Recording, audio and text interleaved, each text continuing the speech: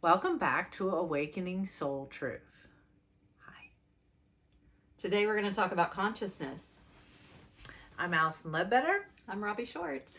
and we are your guides into awakening and thinking outside of the box, thinking in terms of becoming conscious of your true spiritual path and what's in your heart. So should we start with what is consciousness? Let's start with what is consciousness. Absolutely. What is consciousness? Consciousness is an awareness about the unknown, becoming conscious of different states of reality, becoming conscious and aware of information. And there are many, many different levels of information available. And with different levels of information being available, would you say that there's layers of consciousness? Absolutely. There are layers of consciousness that expand and grow. And I think once you get settled into one layer of consciousness, then the next layer shows up. Good or bad. But consciousness has an end game. And the consciousness is really a return to love. And I love that. I don't think, I mean... I was thinking return to self, but return to self is a return to love. Which is truly in your heart. So consciousness is also a form of sacred geometry. And all those different layers of spiritual wisdom or order. There is divine order in the world. Or mathematical order, you could even say. Mm-hmm. And all of that order and all those different layers, they keep awakening. And it's so interesting. They awaken and unify at the same time. So you become aware, you become conscious, and you unify at the same time. Okay, so in yoga means to unite, to bind together, to yoke. Ooh. And all through the Yoga Sutras, they talk about Purusha and Prakriti. And that is Purusha is consciousness. Okay. And it's like the divine intelligence, and the Prakriti is the creation. So it's almost like they almost look at it as like the divine feminine, the divine masculine, or they look at it as the seer and the seen, or the observer of what is observed. I like the observer and what is observed. Too. That one really works well for me. Yeah. So in yoga, the idea is to do these practices so that you are aligning and uniting back to your true authentic self. Yes. And when you do that, you return to love, which is connected to source. And source is ever expanding at the same time and evolving. Mm-hmm. And we come to this symbol. Yes, I wanted to bring this symbol in since we were discussing consciousness, because lots of times when you go to a yoga class, you may not, but lots of times you'll chant Om. And you're not supposed to chant Om unless you know what it means or what it signifies. So I'm a big believer in teaching the big yoga, I like to call it, because yoga is not just physical postures. That came much later. So if you look back at the sutras, it mentions the word Om. And yoga is a spiritual practice. Sorry, I just had to make that clear. Yes. Yoga was originally a spiritual way of life. Yes. All right.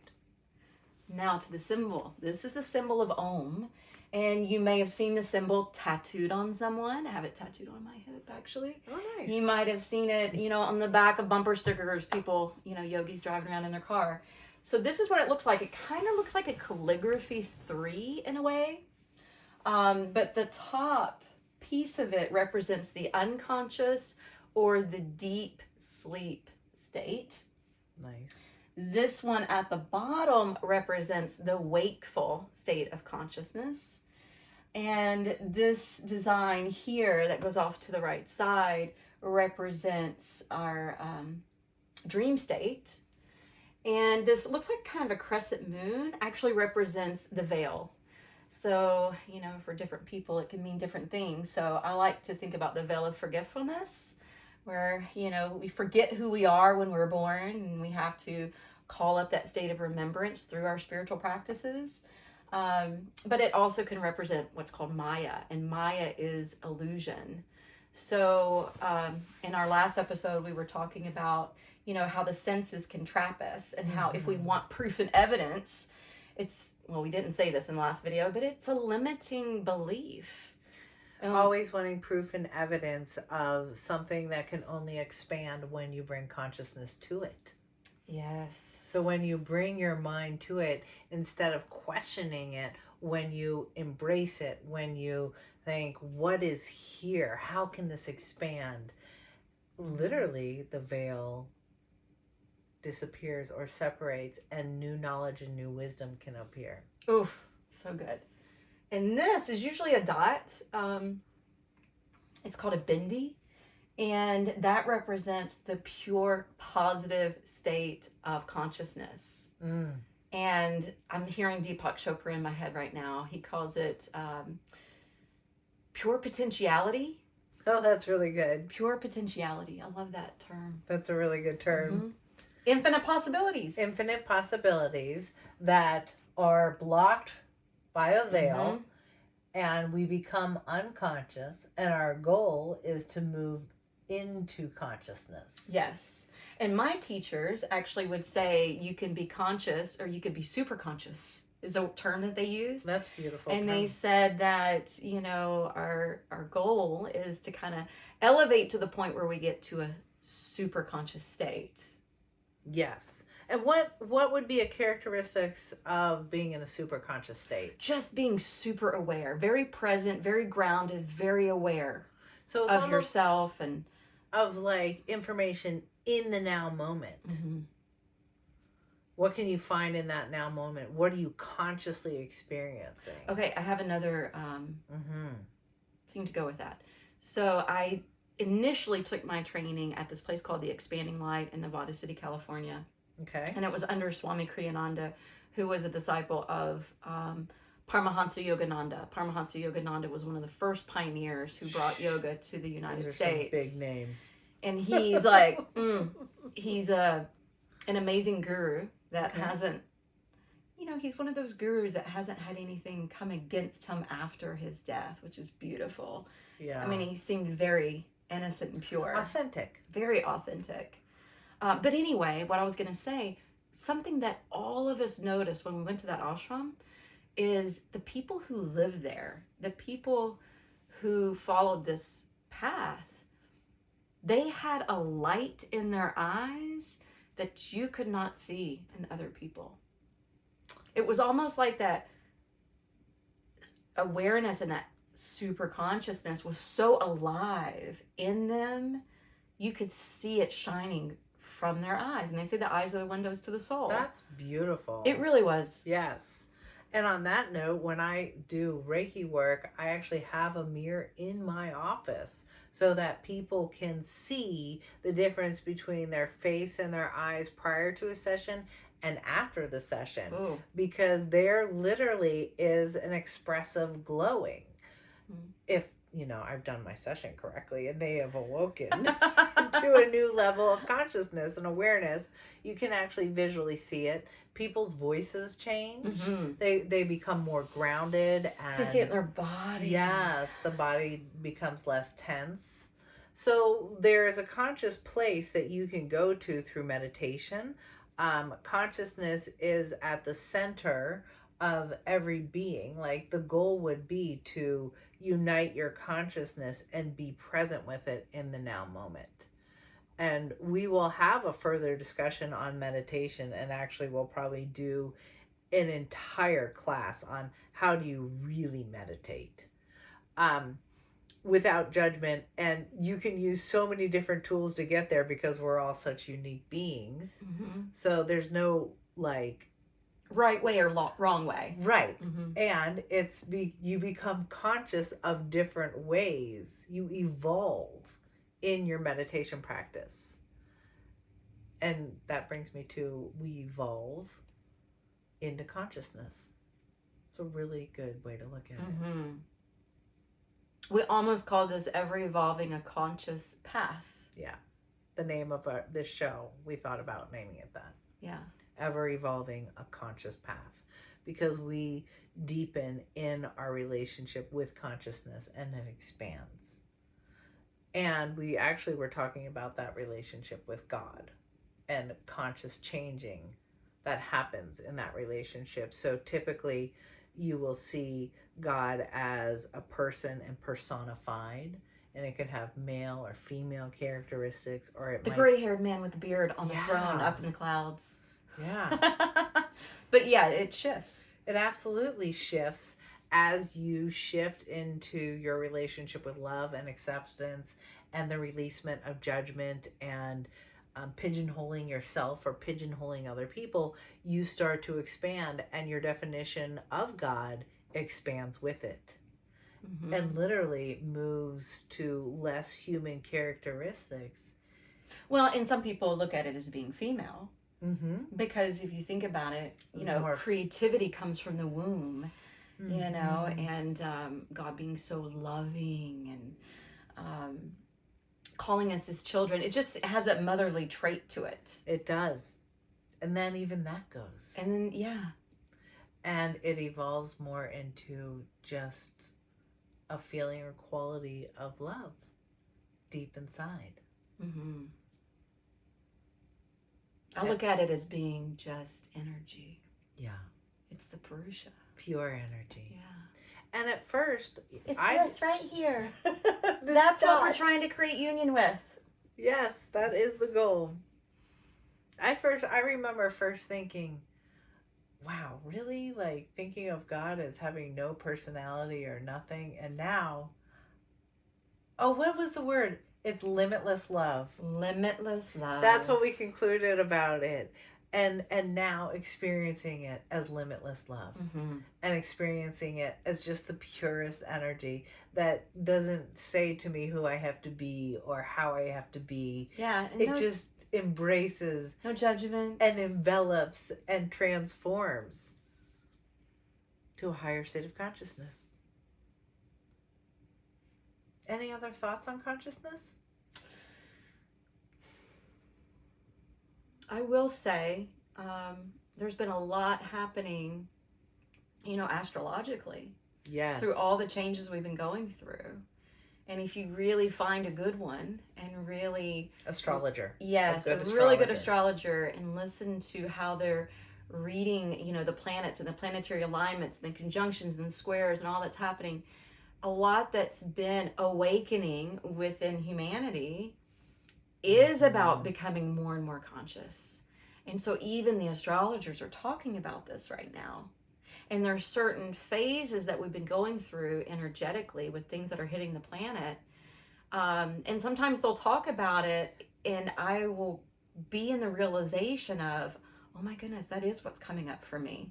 Whether it's karmic stuff or ancestral stuff or self-worth or self-doubt, kind of things like kind of surfacing.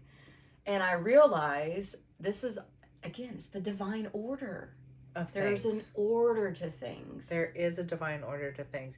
So I just want to take a moment and say, part of the reason why we're doing this show is because the planet is hurtling through space, Literally. but it's actually hurtling into a higher vibration, and there is more light coming into this. And like physically, we believe that our planet is moving into a place of higher consciousness. The energies that produce that place of just a higher vibration are actually being experienced by the planet, and it's demanding that humanity raise their consciousness to rise to the occasion. A lot of people are feeling a lot of deep shifts in their consciousness. They're becoming very wobbly. The things that they thought gave them security and a foundation, like money, like health insurance, like education system. These systems that we've had, are those the true forms of security? Is that really a place of stability? To me, it's not. No, it's not. And there was actually an article that came out the other day, and I didn't read it. I just caught the headline, but it was actually talking about some of the people that have been making six figures a year are now choosing to be homeless. Did you know that? There's actually people choosing to be homeless right now because they are waking up and realizing life doesn't have to be that. They don't have to stay in that rat race. And so they're choosing to depart from that. That version of security and wealth being what they knew of themselves. And what society calls success. Right. And moving into a place, and I'm just assuming because I did not read the article either, but moving into the experience of I'm okay. I am enough. I am enough. I am here. And I am in this place of presence with myself. Yeah. And truly, they're wanting to have more experiences rather than more stuff. Yeah, absolutely. And I always go back to nature. Nature doesn't earn money for its existence.